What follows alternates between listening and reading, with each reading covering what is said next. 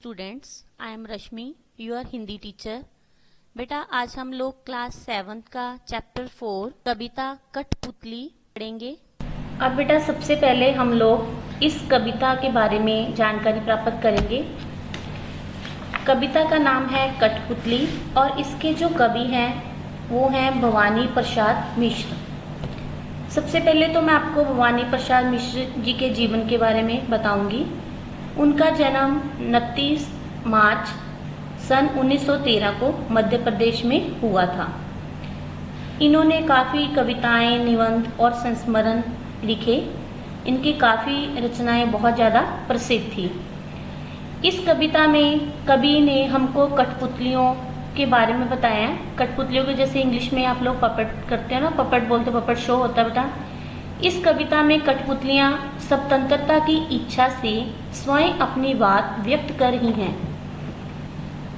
उनके समक्ष स्वतंत्रता को साकार बनाने वाली चुनौतियां हैं। धागे में बंधी हुई कठपुतलियां पराधीन हैं। पराधीन मतलब किसी के ऊपर निर्भर, डिपेंड है। इन्हें दूसरों के इशारे पर नाचने से दुख होता है।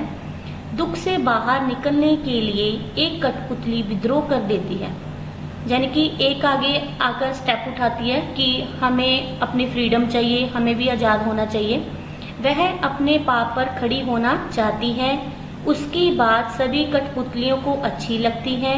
स्वतंत्र रहना को नहीं चाहता, कि आज़ादी तो सभी को पसंद होती है ना, लेकिन जब पहली कठपुतली पर उस सबकी स्वतंत्रता की जिम्मेदारी आती है, वह सोच समझकर कदम उठाना जरूरी समझती है। इस कविता में सबसे पहले तो बेटा हम कठपुतली जो कविता है उस कविता को सबसे पहले पढ़ेंगे। कठपुतली गुस्से से उबली, बोली ये धागे क्यों है मेरे पीछे आगे, इन्हें तोड़ दो, मुझे मेरे पाँवों पर छोड़ दो। पाँवों मीन्स पैर। सुनकर बोली और कठपुतलियाँ कि हाँ, बहुत दिन हुए हमें अपने मन के छंद छुए। छंद मीन्स होता है विचार, जो हमारे मन में विचार उभरते हैं ना, उनको बोलते हैं। मगर पहली कठपुतली सोचने लगी, ये कैसी इच्छा मेरे मन में जगी। अब बेटा देखो, मैं आपको अब इस कविता की व्याख्या समझाऊंगी। सबसे पहले जो फर्स्ट पैरा है, कठपुतली गुस्से से उबली, बोली यह धागे क्यों है मेरे पीछे आगे, इन्हें तोड़ दो, मुझे मेरे पाँवों पर छोड़ दो। इसका भावार्थ यह है कि जो कविता में कठपुतली इन पंक्तियों में ये कहना चाहती है कि अपने मन के भावों को दर्शा रही है।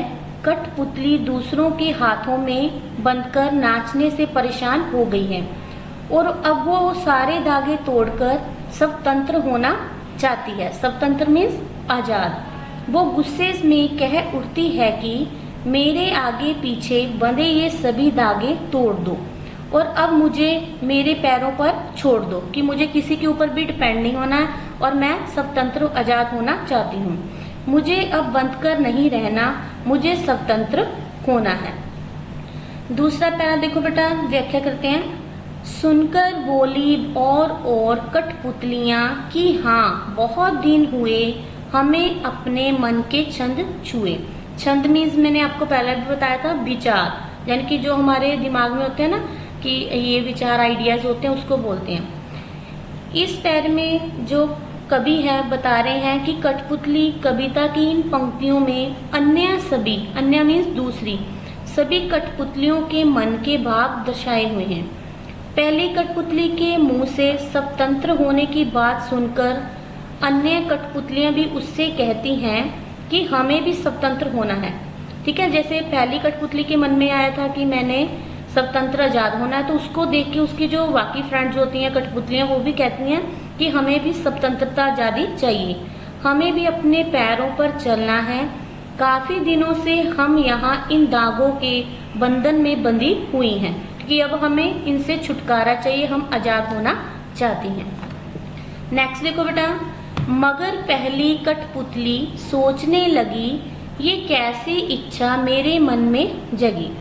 इसका भावार्थ यह है, कवि बता रहे हैं कि पहली कठपुतली के मन के असमझे के भावों को दिखाया गया है कि जब बाकी सभी कठपुतलियां पहली कठपुतली की स्वतंत्र होने की बात का समर्थन करती है कि हाँ भी हमने भी आपकी तरह आजाद होना है, तो पहली कठपुतली सोच में पड़ जाती है कि क्या वो सही कर रही है, कि वो जो उसने एक्शन लिया वो सही है या गलत, क्या वो इन सबकी स्वतंत्रता की जिम्मेवारी अपने ऊपर ले पाएगी, क्या उसकी इच्छा जायज है। अंतिम पंक्तियां उसके इन्हीं मनोभावों को समर्पित है। समर्पित मतलब उनके बारे में ही बता रही। बेटा अब देखो आगे इस कविता की प्रश्न अभ्यास है। फर्स्ट क्वेश्चन देखो प्रश्न, कठपुतली को गुस्सा क्यों आया? क्यों आया था? क्योंकि वो काफी लंबे समय थे पहले क्या हुई पड़ी थी, गुलाम। ठीक है, अब वो स्वतंत्र आजाद होना चाहती थी। कठपुतली लंबे समय से दागों के बंधन में बंधी बंधी परेशान हो चुकी है। उसे हमेशा दूसरों की उंगलियों के इशारे पर नाचना पड़ता है, इसीलिए उसे गुस्सा आया। सेकंड देखो, कठपुतली को अपने पांवों पर खड़ी होने की इच्छा है, लेकिन वह क्यों नहीं खड़ी होती? इसमें देखो इसका आंसर ये आएगा कि अपने पांवों पर खड़े होने की इच्छा होने के बावजूद खड़ी नहीं होती है, क्योंकि उसमें अपने पैरों पर खड़े होने की शक्ति नहीं है। वे दूसरे के ऊपर निर्भर है, डिपेंड है। केवल इच्छा के दम पर ही वो अपने पैरों पर खड़े होने का जोखिम नहीं उठा पाती। वो डर जाती है कि कहीं उससे अन्य कठपुतलियों को कोई परेशानी तो नहीं हो जाएगी। नेक्स्ट बेटा थर्ड, पहली कठपुतली की बात दूसरी कठपुतलियों को क्यों अच्छी लगी? क्योंकि जो दूसरी भी कठपुतलियां थी वो भी आजाद होना चाहती थी पहली कठपुतली की तरह। पहली कठपुतली की बात सभी को इसीलिए अच्छी लगी क्योंकि वो भी स्वतंत्र होना चाहती थी, उन्हें भी अपने पैरों पर खड़ा होना था और अपनी इच्छा के अनुसार चलना था, इसीलिए उनको उसकी बात बहुत ज्यादा पसंद या अच्छी लगी। नेक्स्ट देखो बेटा, इसमें जो ये प्रश्न है इसमें इसके अकॉर्डिंग हमने अपने विचार व्यक्त करने हैं। जैसे इसमें सारांश आ जाएगा, उसे दूसरी कठपुतलियों की जिम्मेवारी महसूस होने लगी, उसे शरीर स्वतंत्र होने की चिंता होने लगी, वह स्वतंत्रता की इच्छा को साकार करने और स्वतंत्रता को हमेशा बनाए रखने के उपाय सोचने लगी। वह डर गई क्योंकि उसकी उम्र कम थी। इसमें यही सारांश है कि पहली जो कठपुतली के मन में स्वतंत्र होने की भावना प्रबल होती है, प्रबल मतलब बहुत ज्यादा तेज होती है। वो दागों में बंधे बंधे परेशान हो चुकी है, इसीलिए उसने अपनी स्वतंत्रता के लिए आवाज उठाई। इस पर अन्य सभी कठपुतलियां उसका समर्थन करती है कि हाँ भी हमने भी तुम्हारी तरह आजाद होना है, और उसके साथ विद्रोह करने की बात कहती हैं। तब पहली कठपुतली को एहसास होता है कि उसके ऊपर कितनी बड़ी जिम्मेवारी आ जाएगी कि यदि दूसरे भी बोलेगी।